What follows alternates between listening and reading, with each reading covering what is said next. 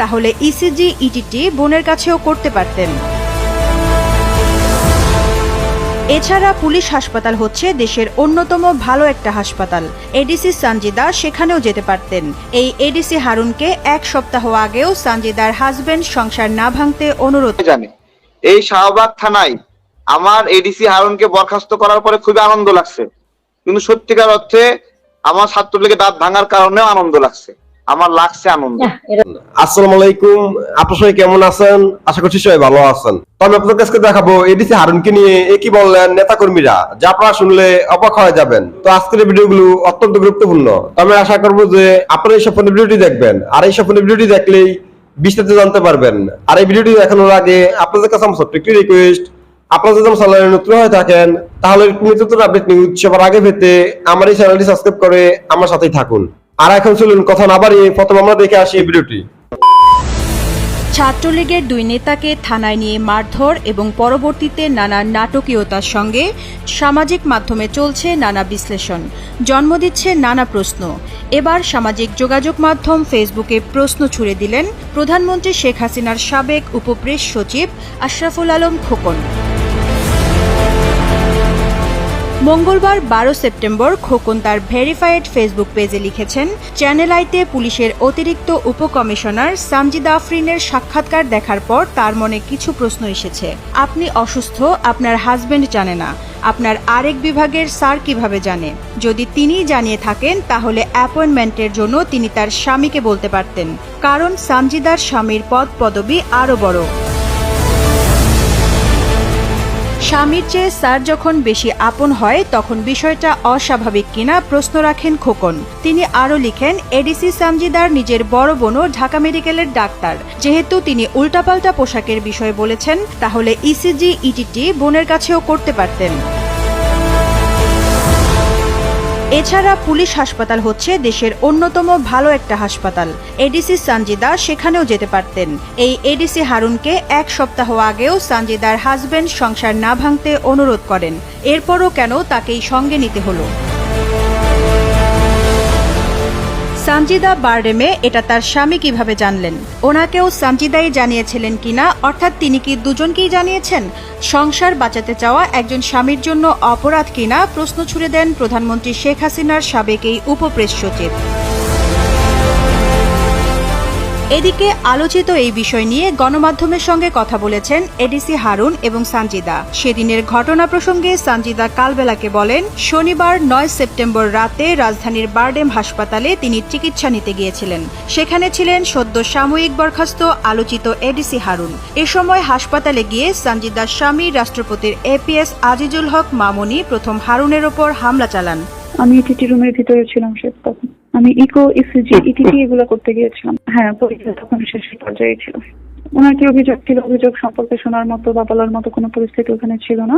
Serial দেওয়ার স্যারের কাছে সাহায্য চেয়েছিলেন। স্যার ডাক্তারের সিরিয়াল দিয়েছিলেন, ডাক্তার কনফারেন্সে ছিলেন। ডাক্তার ছিলেন না বলে স্যারকে ইনফর্ম করলে উনি সে অথরিটির সাথে একটু কথা বলে একটা ডাক্তার সিরিয়াল ম্যানেজ করে দেয়। ওনার জুরিসডিকশনের মধ্যেই হাসপাতাল। অবশ্যই কোনো সম্পর্ক নাই। মঙ্গলবার 12 সেপ্টেম্বর একটি বেসরকারি টেলিভিশনে সাক্ষাৎকারে এডিসি হারুন জানান, এডিসি ক্রাইম 1 বারডেম হাসপাতালের সিরিয়ালের জন্য তাকে কল করেন। সিরিয়াল ম্যানেজ করে দেওয়ার পর তার ইসিজি, ইটিটি ও ইকো করানো হয়।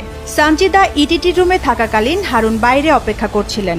সে সময় সানজিদার স্বামী আজিজুল হক মামুন এবং তার সঙ্গে আরও 4-5 জন আসেন। তিনি কোনো কথাবার্তা ছাড়াই ঘুষি মারেন। তখন তার সঙ্গে থাকা অন্য শিক্ষার্থীরাও হারুনের ওপর চড়াও হন, মারধর করেন। পরবর্তীতে হারুন আত্মরক্ষার্থে শাহবাগ থানায় কল করলে পুলিশ গিয়ে সবাইকে থানায় নিয়ে যায় বলেও জানান সদ্য সাময়িক বরখাস্ত আলোচিত এডিসি হারুন। হিউম্যান বিং কেসে সবাই জানে। এই শাহবাগ থানায় আমার এডিসি হারুনকে বরখাস্ত করার পরে খুবই আনন্দ লাগছে, কিন্তু সত্যিকার অর্থে আমার ছাত্রলীগের দাঁত ভাঙার কারণেও আনন্দ লাগছে। আমার লাগছে আনন্দ, কারণ আমরা এদের দ্বারা নির্যাতনের শিকার হয়েছি। আমরা এদের দ্বারা নির্যাতনের শিকার হয়েছি। এরা পুরা সমাজে সন্ত্রাস করে, এরা ক্রিমিনাল, এরা ভাড়াটে খুনি, এরা একে অপরকে খুন করে। এটা আপনারা মাথা ঝোকালেও করে, না ঝোকালেও করে। 2021 সালে 156 জন মানুষ মারা গেছে ভোটের সময়, সেখানে বিএনপি অংশগ্রহণ করেনি। তাহলে কে কারে খুন করলো? আওয়ামী লীগ লীগের খুন করছে। সেই খুনের কয়টা বিচার হয়েছে? আপনার দাঁত ভাঙ্গার বিচার করছেন? এই শাহবাগ থানায় আমার ছোট ভাইরে নির্যাতন করে আমার ছোট ভাইয়ের চোখে কাঁচা মরিচ দিয়ে ঘষে দিছে আমাকে খোঁজার জন্য,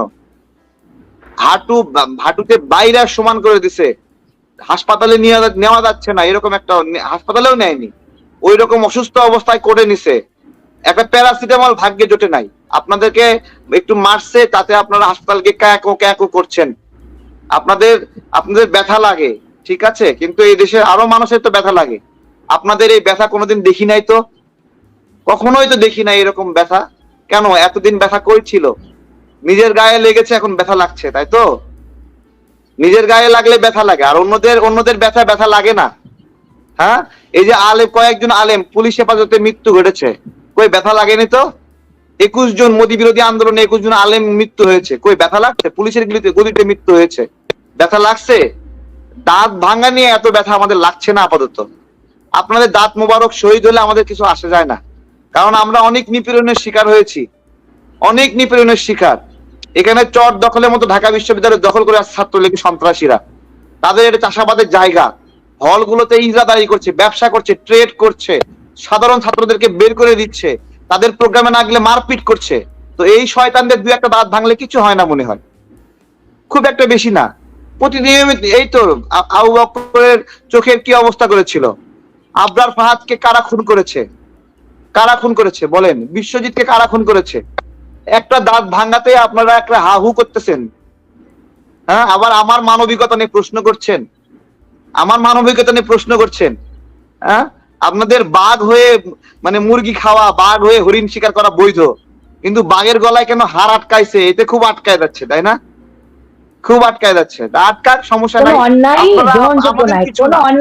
আমাদের কিছু না। ওই পুলিশও আপনাদের, ওই ছাত্রলীগও আপনাদের, ওই বহিষ্কারও আপনাদের, ওই আপনার দাঁত ভাঙছেও আপনাদের। আমাদের কিছু না, আমরা শুধু দেখতেছি যে এরা এতদিন আমাদেরকে মারছে, নিজেরাদেরকে মারতেছে। তো আমি আশা করছি যে আপনারা সম্পূর্ণ ভিডিওটি দেখেছেন। আপনাদের যদি বিষয়টি নিয়ে কোনো মতামত থাকে আমাকে অবশ্যই কমেন্টে জানাবেন। আর আপনারা যদি আমার চ্যানেলে নতুন হয়ে থাকেন তাহলে আমার এই চ্যানেলটি সাবস্ক্রাইব করে আমার সাথেই থাকুন। তো দেখা হচ্ছে পরবর্তী ভিডিওতে। সে পর্যন্ত সবাই ভালো থাকবেন, সুস্থ থাকবেন। আল্লাহ হাফেজ।